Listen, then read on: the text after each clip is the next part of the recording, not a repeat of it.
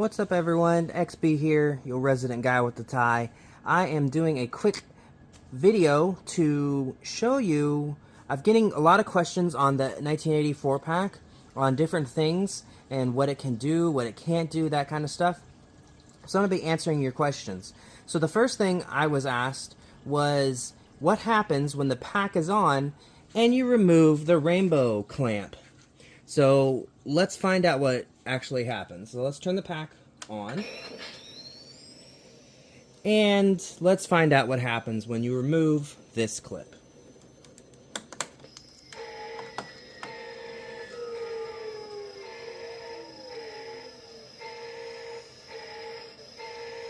So as you can see, it just makes that noise, and it will continue just to make that noise until you plug it back in.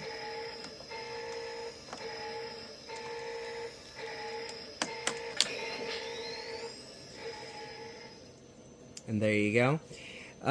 Another question I was asked is, what happens if you remove this wire here from... I don't think anything happens from this when you remove this. Nothing. I do believe that if you remove this,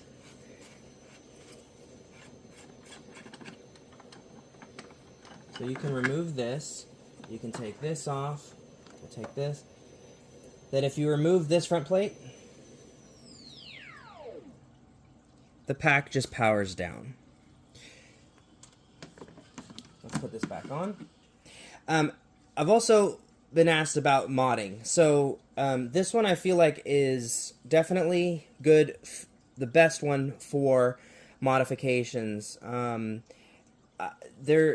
biggest one, and I think the one that I'm probably going to do, is right now it's running off of D batteries.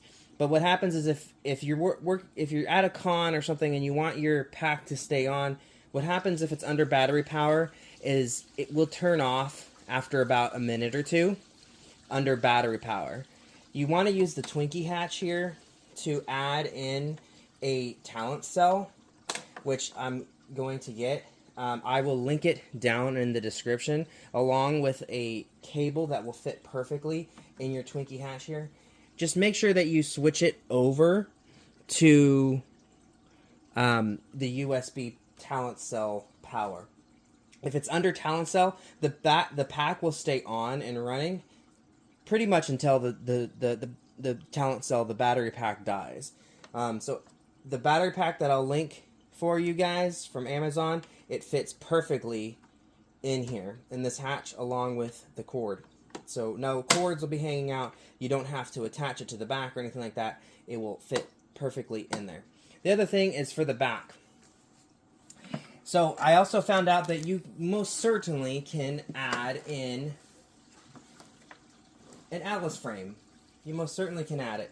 Right now I still got the straps on there, but it comes with screw holes for mounts. People on Etsy are already selling mounts for Atlas frames. So wherever you get your Atlas frame from, you can go on Etsy and find people who are making 3D printed mounts for those Atlas frames.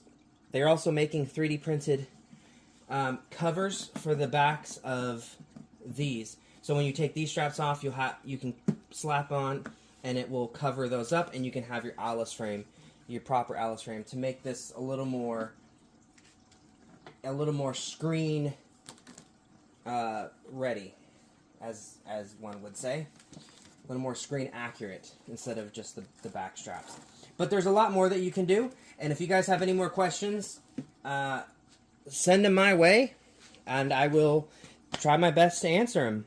Thank you guys so much for watching. Try to leave a comment, subscribe, all that good stuff. Thanks for watching.